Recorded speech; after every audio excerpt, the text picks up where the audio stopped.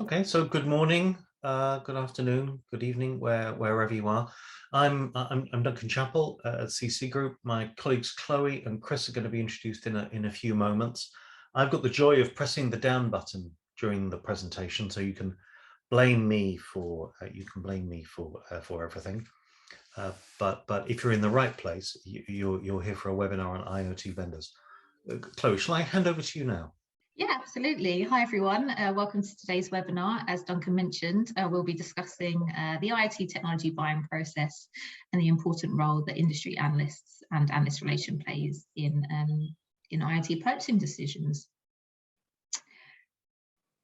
So before we get started, there are a few housekeeping rules that we'd like to go over and that we politely ask you to follow during the session. The first is that unfortunately you're all muted for the duration of the session, but if you do have a question that you would like to ask us, do pop anything into the chat box. We'll have a couple of opportunities throughout the session for Q&A.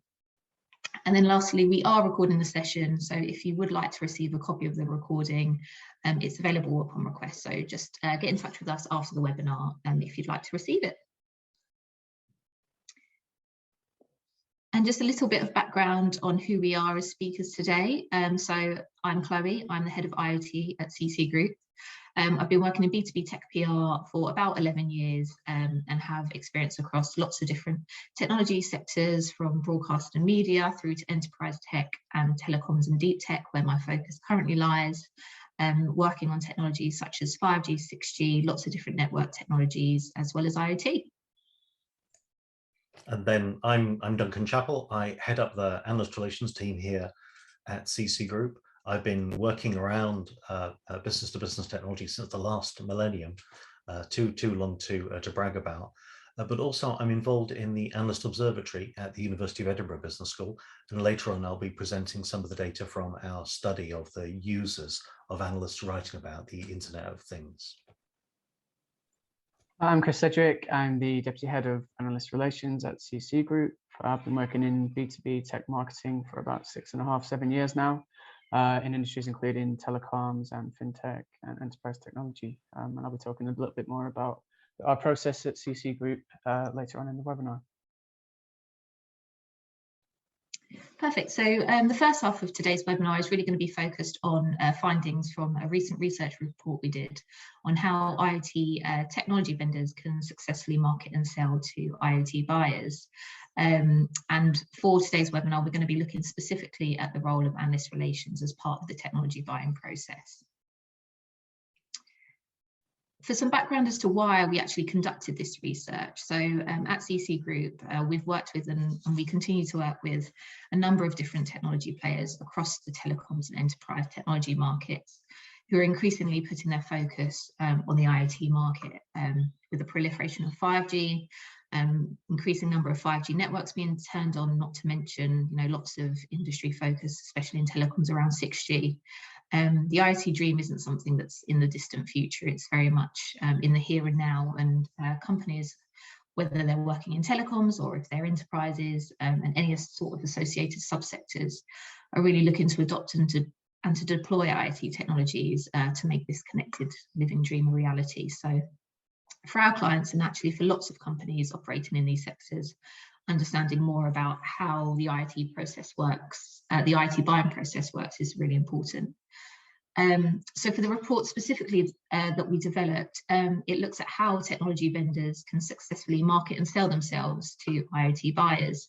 And the report is comprised of a number of different elements. So firstly, it looks at the impact that the COVID-19 pandemic has had on the technology buying process. It looks at the most influential marketing channels for technology vendor awareness, shortlisting and selection, the most important and influential forms of content for awareness and selection for vendors. It also looks at the role of social media, which is actually becoming a really important part of the buying process. And as well, of course, the importance of analyst relations, which is why we're all here today. The report also does focus a little on, it actually breaks down different IoT buying groups and highlights their individual buying journeys and the types of content and channels that they find most influential. And we'll go through some of that later on in in the webinar. In terms of how we developed the report and how we conducted the research, we actually worked in partnership with B2B and consumer market research agency, Sapio Research, and they conducted a survey of 150 IoT technology buyers across the UK, US, France and Germany, working in departments such as operations, supply chain and IT. For the survey and for this report, we've actually broken down the types of IoT buyers into 3 different categories. The first is end user organisations, the second is OEM organisations, and the third, we've grouped together app developers, hardware and software vendors, with systems integrators.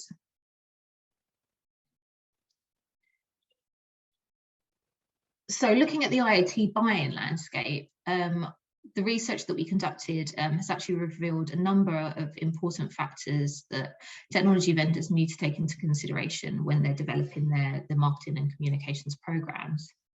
The first is the impact that the COVID-19 has had on the IoT buying process. So while we're a few years into the pandemic now, we can't ignore the impact that COVID has had on technology buying, you know, whether it's disruption to supply chains, the economic impact, which might have led to IoT contracts being cancelled altogether.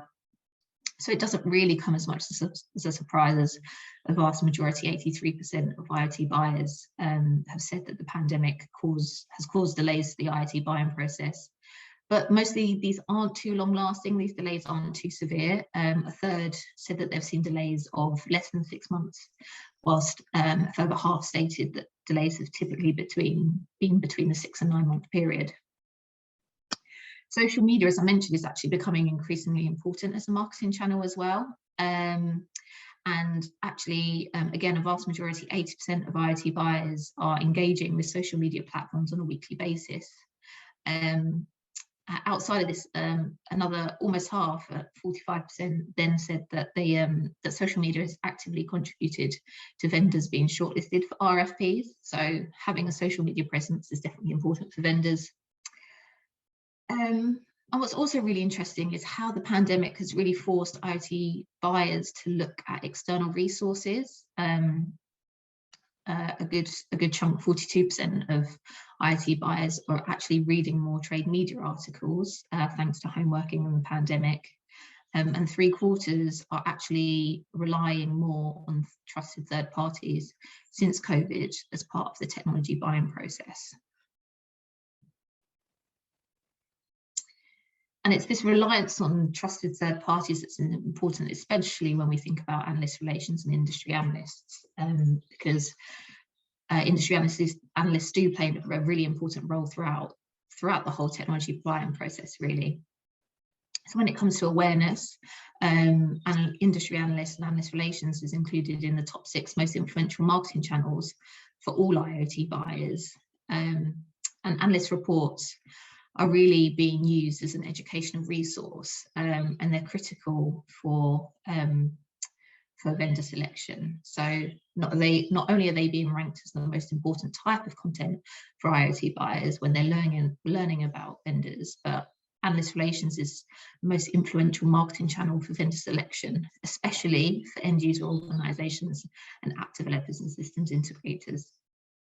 So having an analyst relations program, especially if you're targeting end user organizations and app developers and SIs, is key. When we drill down a little further into the role of analysts, there are some figures from the report that really highlight the importance of analysts during the buying process.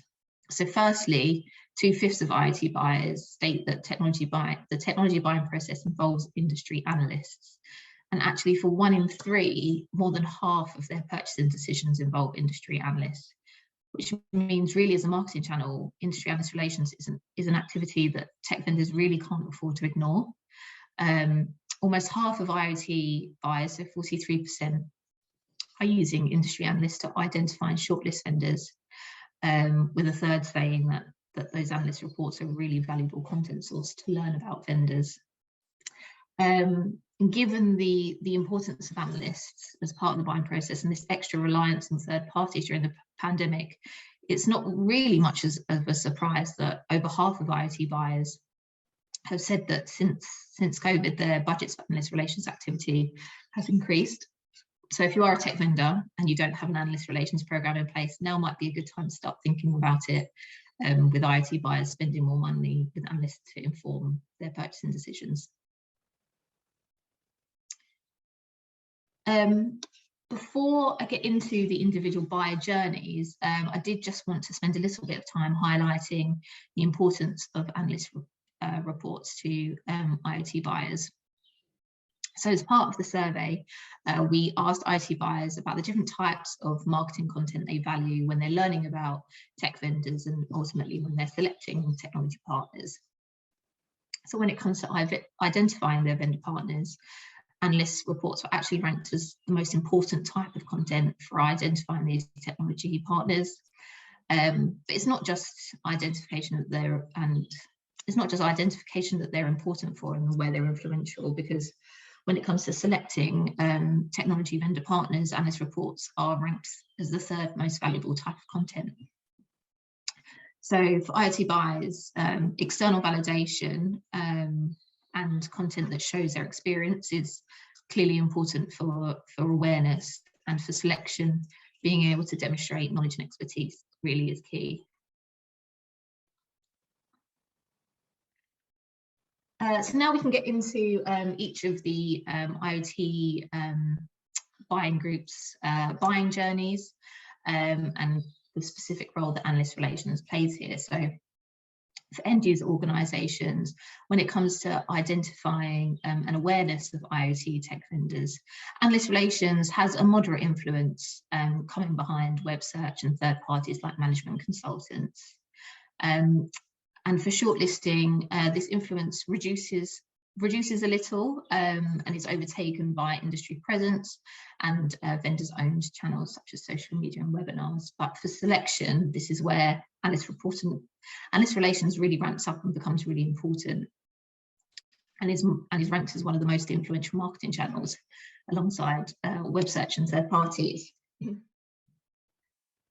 So when looking at this in relation to the types of content that end user organisations find really important and most influential, it starts to paint quite an interesting story. So for awareness, we can see that white papers, webinars and industry analyst reports are the most important types of content. And you know, we can assume that all of these assets together are going to impact things like SEO and web search, as web search was ranked as the most influential for awareness. And then when it comes to selection, it's actually email marketing, social media and webinars here that are really important. And so when we think about analyst relations as you know, the most important and impactful marketing channel there, what we can assume is that these types of content are going to be most successful or most impactful when they're done in partnership with an analyst house or with a media partner. So I mentioned a little earlier on that actually half of IoT buyers have increased their analyst budget spend because of COVID. And when we look at the end user organisation buying group, specifically, actually 43% of those organisations have increased their analyst relations spend. And for this group, the majority is actually being used to determine who are the most respected vendors, which again really highlights why this group is ranking analyst reports as really important for awareness. And you know, we can assume that many of these companies are using these types of vendor reports to draw together long lists of potential technology partners. And then we come on to the OEM organisation buying journey. And for OEMs, it seems that analyst relations is perhaps not as critical for this group of IoT buyers. And analyst relations seems to have a moderate influence throughout the entire buying process. So for awareness and for shortlisting, analyst relations is really behind some more like paid marketing activity and the activity that really demonstrates vendors' market experience. And it increases and it does increase when it comes to selection. So it's ranked, as the second most influential marketing channel. So it's not to say that it's not important at all. It's perhaps just a little behind some other marketing channels.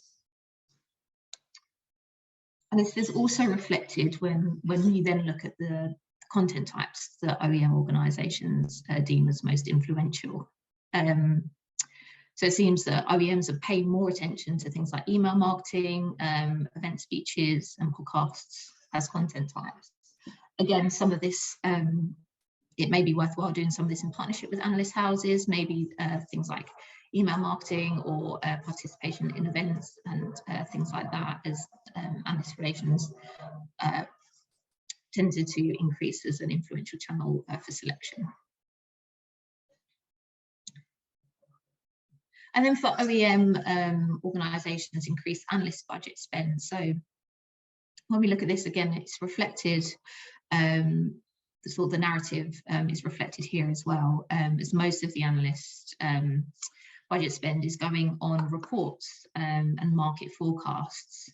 So perhaps this could be more to do with the fact that these types of organisations are looking to understand more about the uptake of devices, and that's obviously going to be critical to their business, even though a significant majority, 58%, have increased their budgets. It's more so for these types of market forecast reports.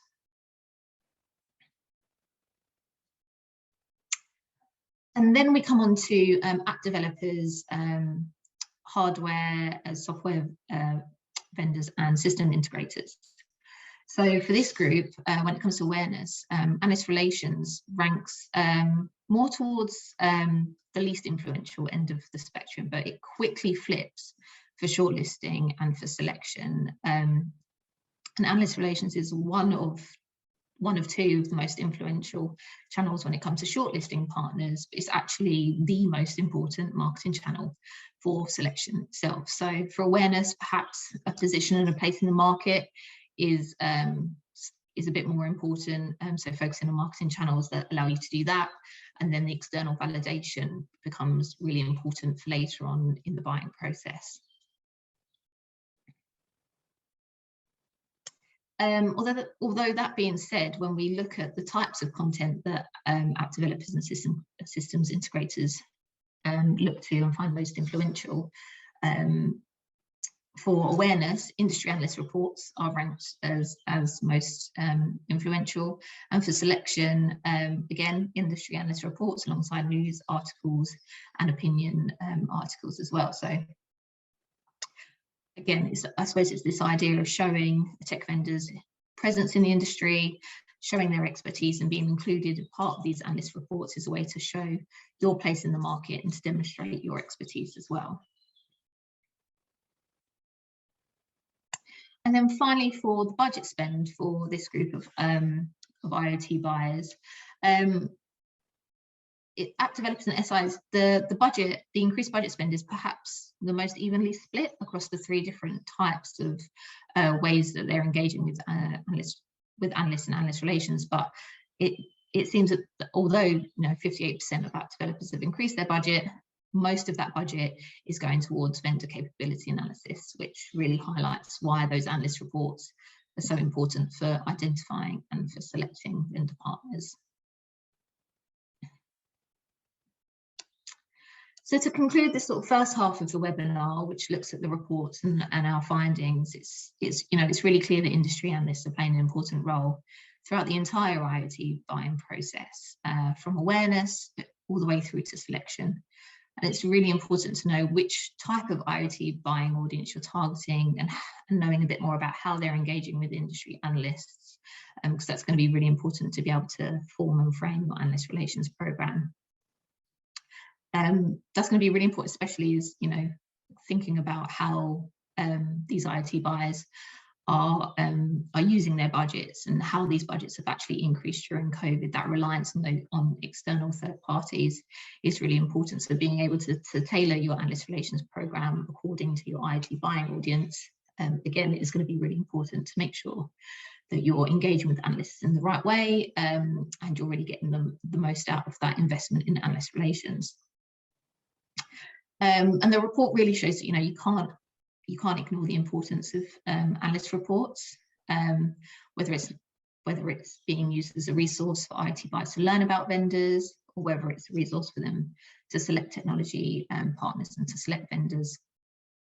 Having that external validation being included in those reports is really important to get on to IT buyers' radars and onto those RFPs, which means really that analyst relations needs to be a key part of an overall marketing and PR communications program. Thank you. Chloe, I wondered, just before we move on into the next section, this could be an interesting point just to pause and see if there are any questions or comments that people want to put into the chat or into the Q&A.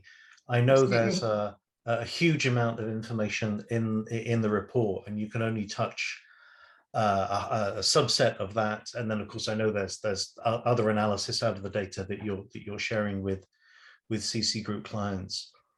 One of the things that I really appreciate is the way that the study shows that people who are buying IoT are not only in end user organizations in the public sector and in enterprises, but of course IoT is a technology that's needed by app developers, that's needed by systems integrators, and those organizations have very different attitudes towards the analysts. What I find so interesting with the end users in particular is that almost all of their extra spend with analysts is going to justify purchasing decisions, to help them with selection and with vendor education. Obviously analysts are used for many reasons, but I think that is so striking, and I think it shows the way that across many markets, buyers are doing more research themselves. They're using more content that's available, and they're involving vendors much later in the sales cycle in some other industries. I think that's really intriguing, and the way that analysts are like part of that, are like a thread in that fabric of content. You see that buyers are using multiple sources of information to make their decisions.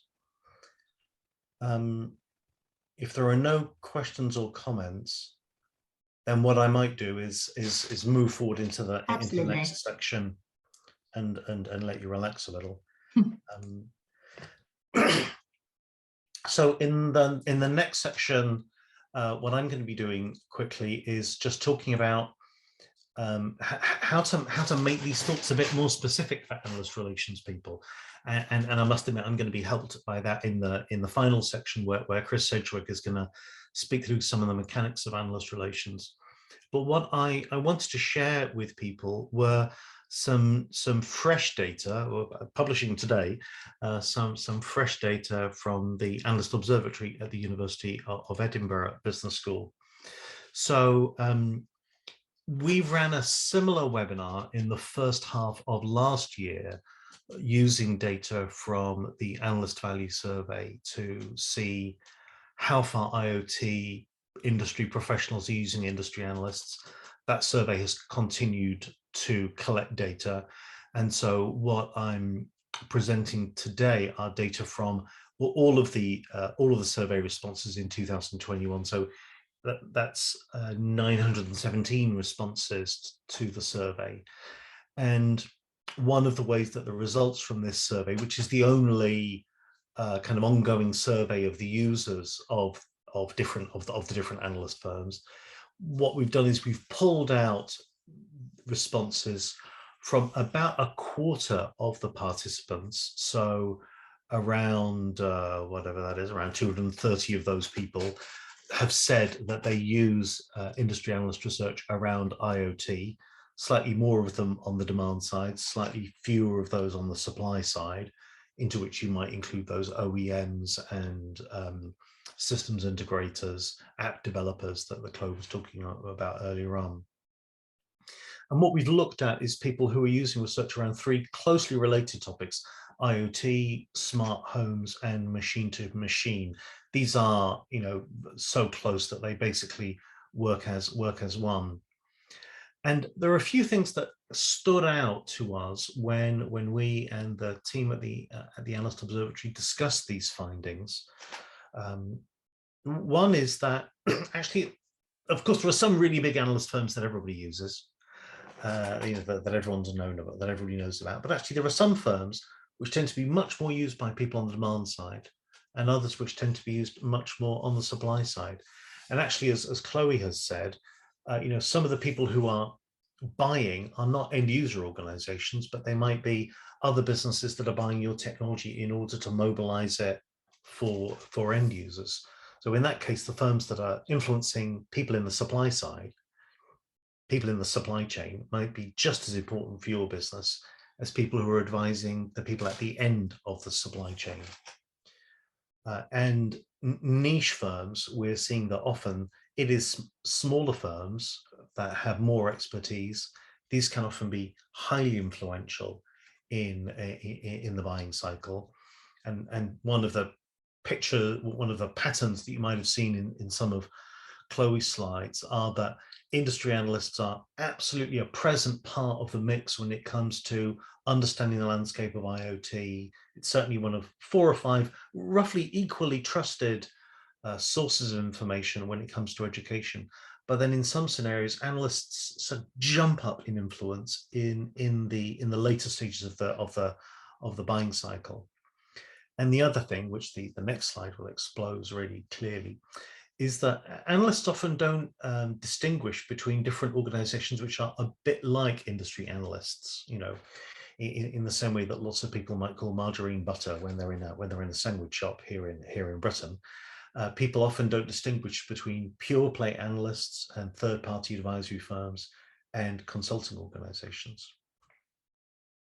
Let me present you some of these data. I apologize in advance for the increasing number of words on every chart, but at least these are just brand names.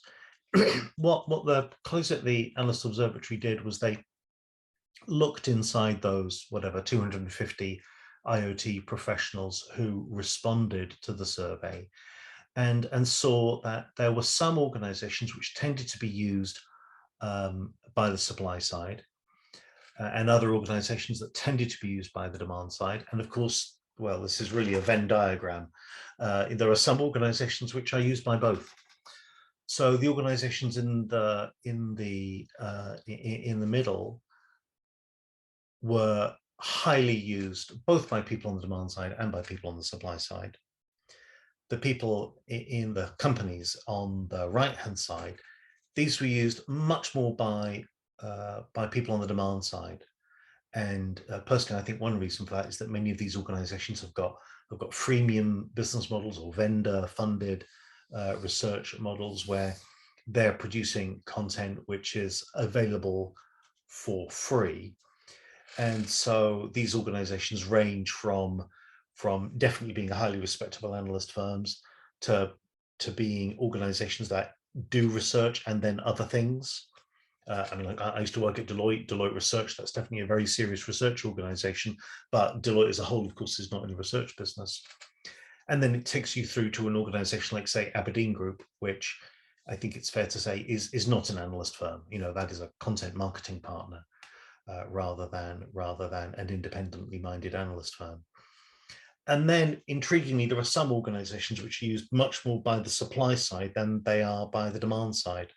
And partly that reflects changes in their business models or the way that they might have specific areas of expertise. IHS Markit, of course, people may know IHS Markit Technology, which is now part of Omdia, but the rest of IHS Markit still exists, and they have very deep vertical market expertise. And I think that's really important for people who are developing IoT solutions to be able to use vertical market experts to be able to understand use cases and the business models around use cases for technology.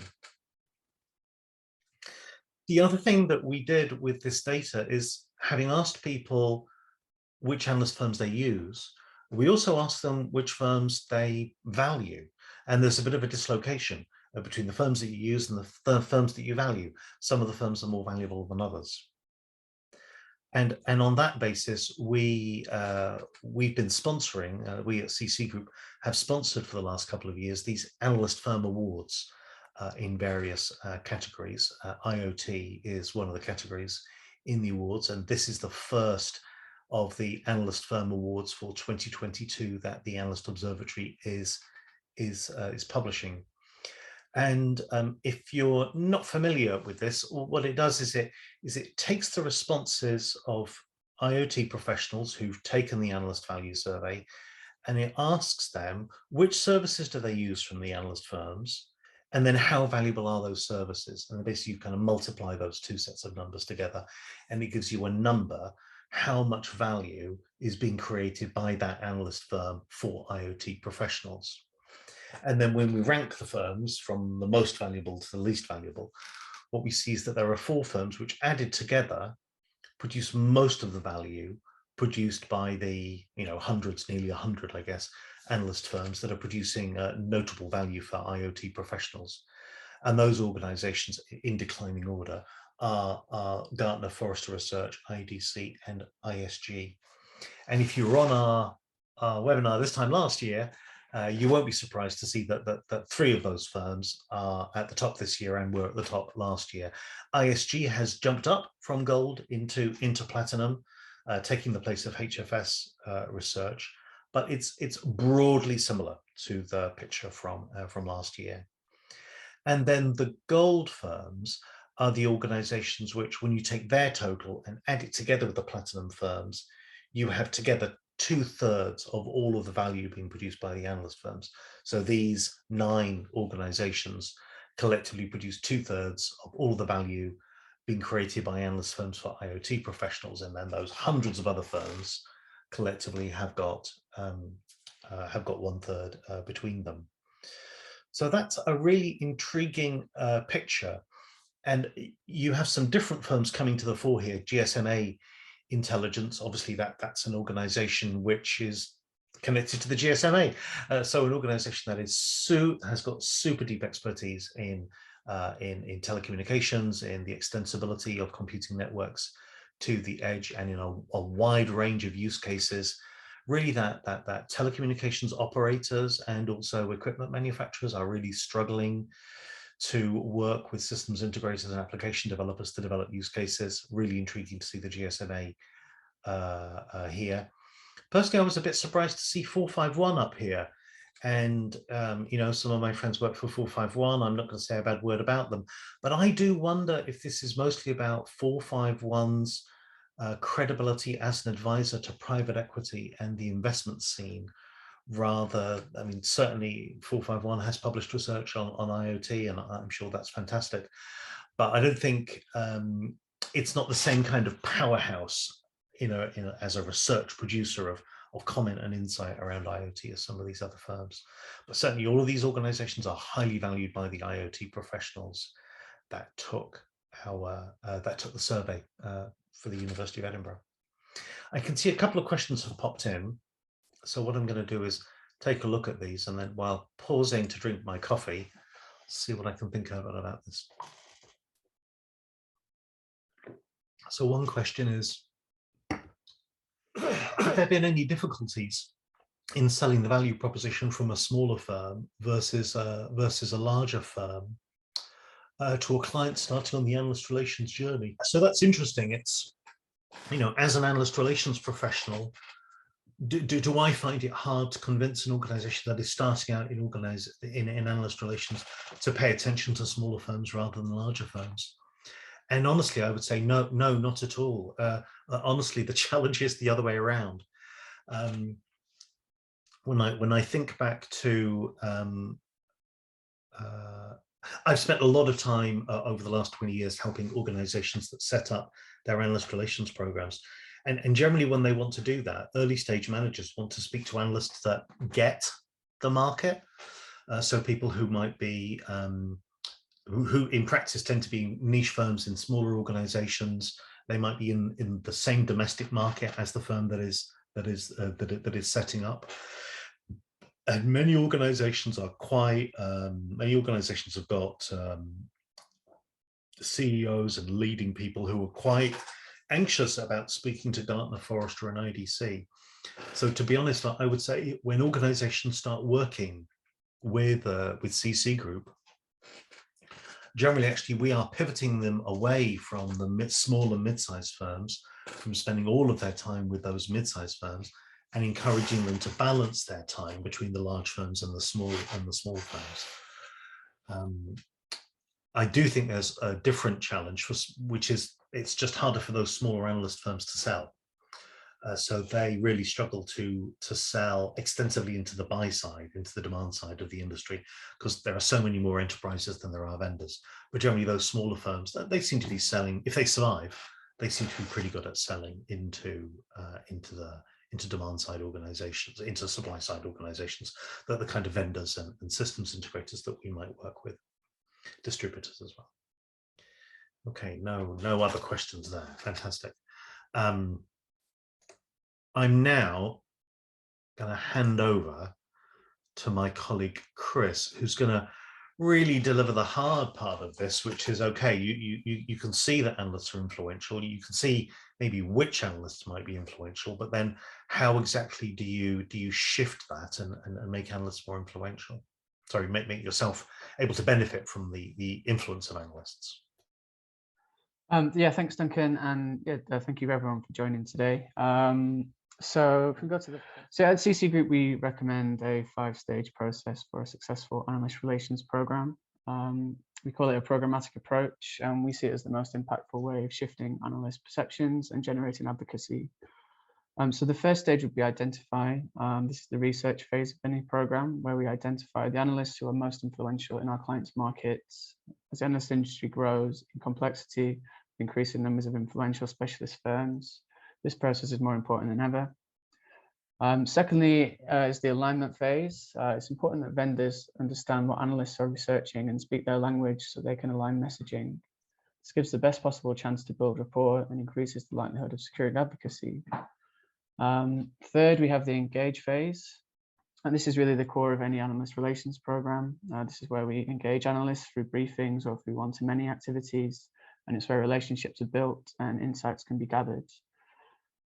Fourth, we have the evaluation phase, which involves developing metrics that help us understand how successful our program is and areas where we can improve. Successful evaluation helps provide insight on what analysts are saying about a vendor and benchmark them against competitors. Finally, we have the leverage phase. This is where a successful analyst relations program works with marketing and editorial teams to amplify analyst outputs. So if the analysts are saying good things about our clients, we should be using this for sales and marketing. It's an excellent tool. The next few slides will provide a little bit more detail on each of these phases of the program. So getting analyst prioritization right is essential for any program. It helps us ensure we're focusing our efforts on the right analysts and firms and avoids wasting time speaking to analysts who are not influential in clients' markets. At CCgroup, we work closely with clients to really understand the goals of their program. Do they want to raise awareness of their products and services? Is it that they want to generate sales and marketing leads? These goals are really useful in helping us define which analysts they should be speaking to. Our prioritization pulls information from several sources, including the Architect database, as well as analyst research and comments.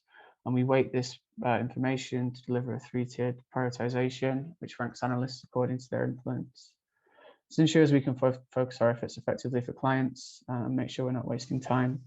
And given that IR teams often have limited resources, a well-designed prioritization model can really help clients punch above their weight. So it's, phase 2 is alignment. So here we do deep analysis of what analysts and analyst firms are researching to ensure a client's messaging aligns with this during briefings or other analyst interactions. Using common language and adapting messaging to the analyst you're interacting with helps build rapport and over time increases the chances of attaining advocacy. By aligning with the analyst, we are ultimately able to shift perceptions favorably for clients faster. It can also help us gain analyst insight more effectively, as analysts are more likely to be interactive during briefings when the content is closely aligned with their current research focus. Engagement is the core of the vast majority of analyst relations programs. Once we have our priority analysts and we know our messaging is well suited to them, we need to get in front of them to shift perceptions about our firm. Briefings are the main vehicle for doing this, and they're the best way to shift perceptions of the most influential analysts, as well as to gain analyst insight through dialogue with the analysts. CCgroup, we have increasingly supplemented our briefing programs with one-to-many approaches as well, incorporating incorporating additional activities such as newsletters and webinars. And these help us broaden the reach of our programs and raise awareness of our clients amongst the wider analyst community. Could I have the next slide, please, Duncan? So for evaluation, we use a number of methods to help clients understand their positioning with analysts. These include tracking analyst mentions in research and other outputs and assessing them for tonality to see if our clients are being mentioned in a positive way. Benchmarking against competitors using share of voice and other variables around mentions. And also generating perception scores for all of our briefings to evaluate their quality in terms of how interactive the analyst was and the breadth of topics covered. And these metrics really help us to understand areas where we can further improve the quality of our interactions with analysts, as well as identify firms and analysts we need to spend more time with. Additionally, these measurements provide an effective tool for our clients to show the progression of AR programs and demonstrate value to internal stakeholders. Yeah, and finally, we have leverage. So here we work closely with marketing and editorial teams to amplify analyst content and ensure positive coverage of your firm reaches as wide an audience as possible. Positive analyst coverage is a very effective marketing and sales tool, offering third-party endorsement of your products and services.